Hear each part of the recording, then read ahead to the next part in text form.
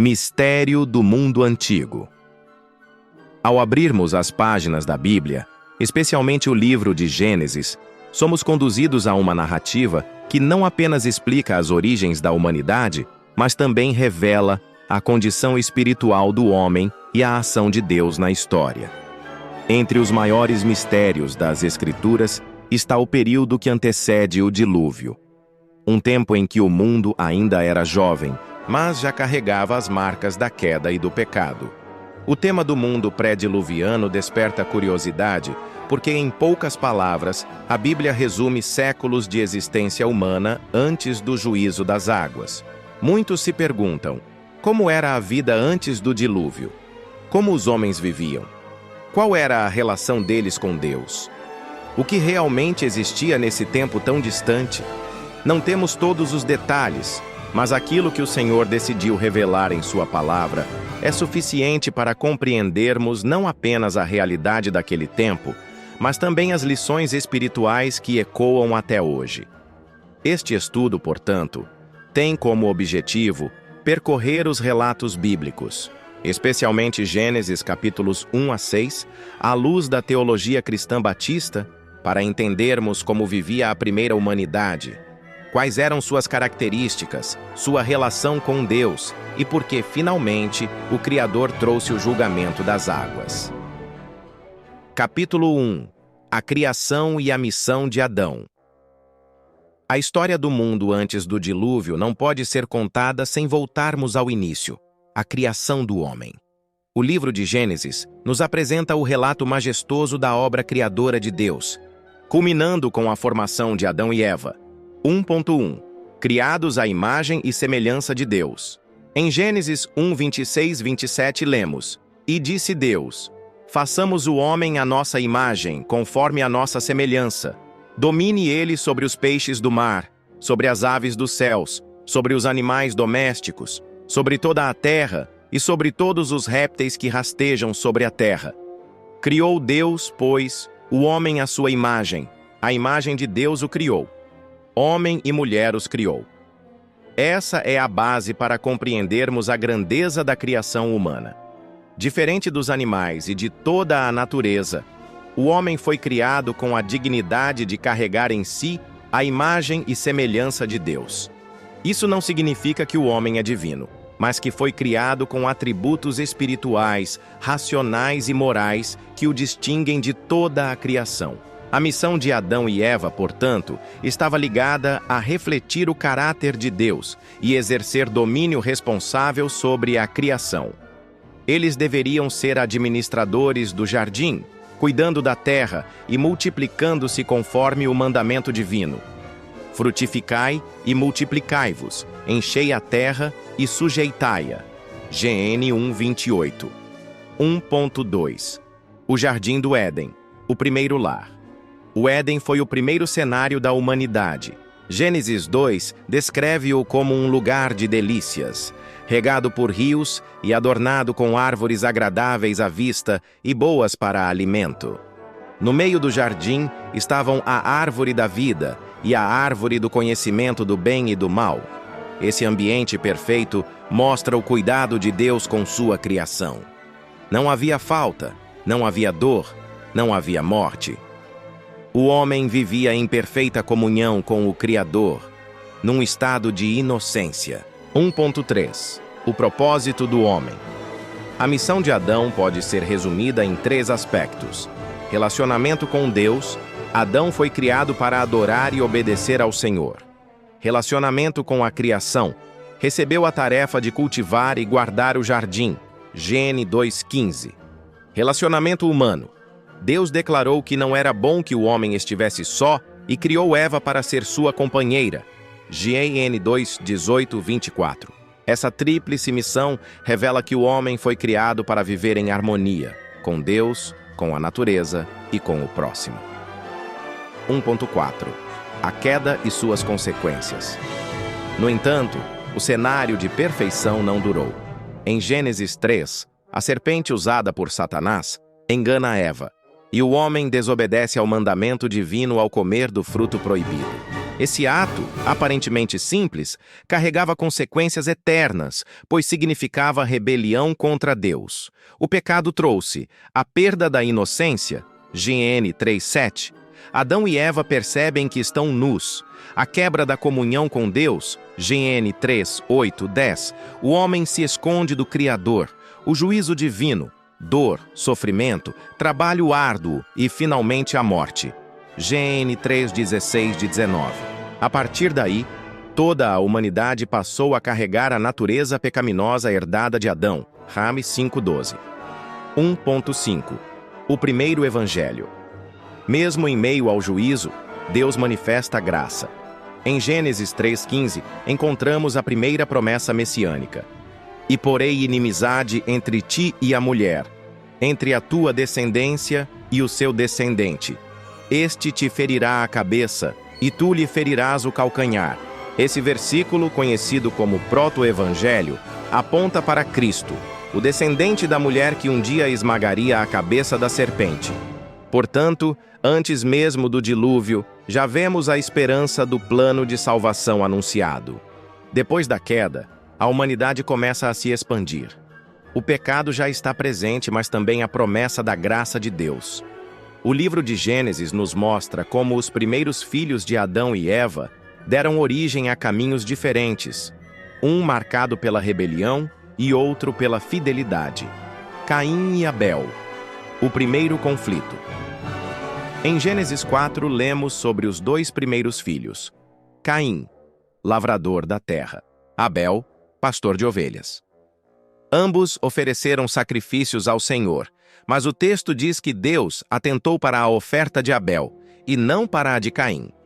A grande questão não estava no tipo de oferta, mas na atitude do coração. Hebreus 11:4 esclarece: pela fé, Abel ofereceu a Deus maior sacrifício do que Caim, pelo qual alcançou testemunho de que era justo. Ou seja, Abel ofereceu com fé e coração sincero. Caim, por outro lado, ofereceu sem fé, e isso revelou sua falta de comunhão com Deus.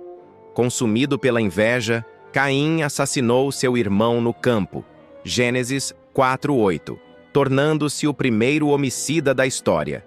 Esse ato não apenas trouxe dor para seus pais, mas revelou como o pecado já havia dominado o coração humano. O juízo de Deus sobre Caim. Após o assassinato, Deus confronta Caim com uma pergunta penetrante: onde está Abel, teu irmão?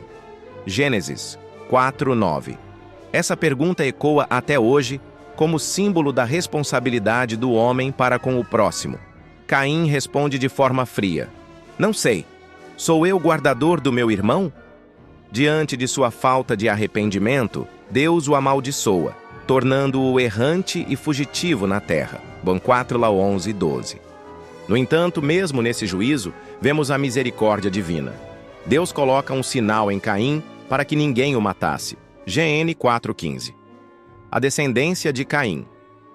Os descendentes de Caim seguiram o mesmo caminho de rebeldia. Gênesis 4:16-24 mostra o desenvolvimento de cidades, cultura e tecnologia, mas sem reverência a Deus. Um exemplo é Lameque, descendente de Caim, que se gaba de matar homens e introduz a prática da poligamia. Gênesis 4:19-23. Isso demonstra como o pecado não apenas se espalhou, mas se intensificou. Essa linhagem representa uma humanidade afastada do Senhor, vivendo segundo seus próprios desejos. 7. O substituto de Abel. Em contraste com a descendência de Caim, a Bíblia apresenta Sete, o terceiro filho de Adão e Eva. Em Gênesis 4:25, lemos: e tornou Adão a conhecer sua mulher, e ela teve um filho, e chamou o seu nome Sete, porque, disse ela, Deus me deu outra descendência em lugar de Abel, porquanto Caim o matou. O nome Sete significa designado ou concedido. Ele foi dado por Deus como substituto de Abel, o justo. De sua descendência, nasce uma nova linhagem piedosa.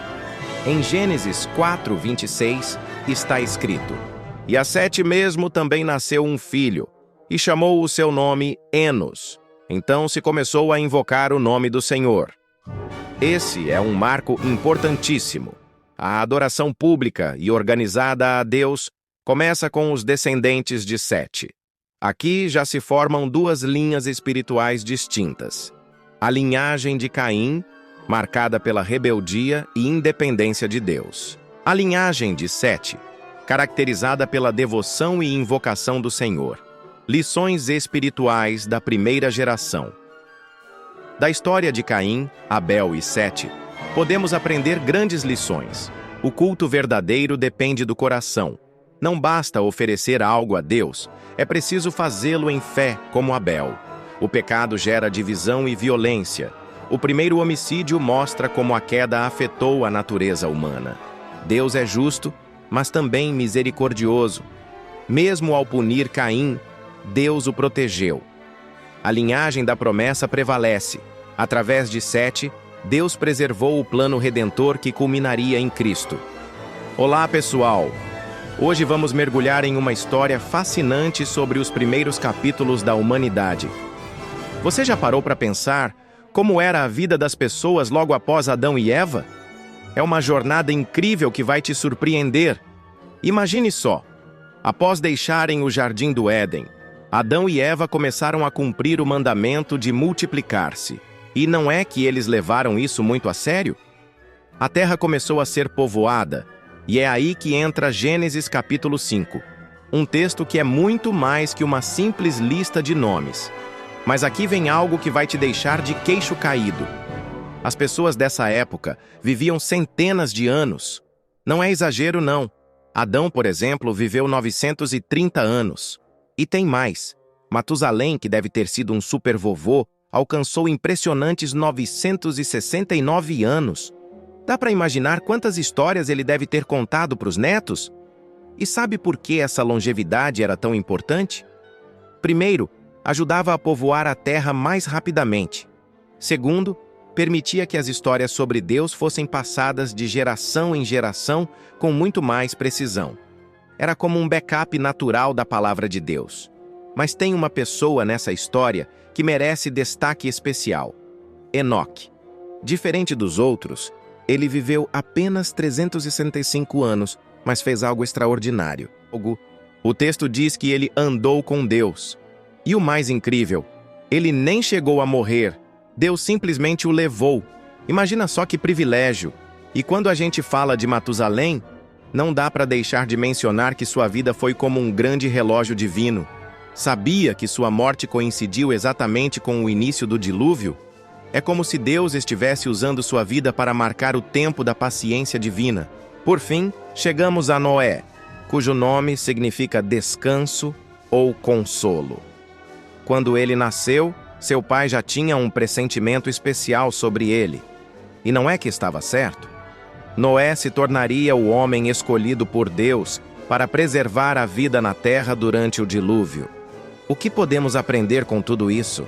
Que Deus sempre cumpre sua palavra, que é possível viver uma vida de fé mesmo em tempos difíceis, e que a paciência de Deus é grande, mas tem limite. E o mais importante, Deus nunca abandona seus planos para a humanidade. Essa história não é apenas um registro do passado. Ela nos ensina muito sobre fé, perseverança e o amor de Deus. Se você se identificou com essa mensagem, não esquece de se inscrever no canal, ativar o sininho e compartilhar com seus amigos. Juntos vamos explorar mais dessas histórias incríveis da Bíblia. Até o próximo vídeo!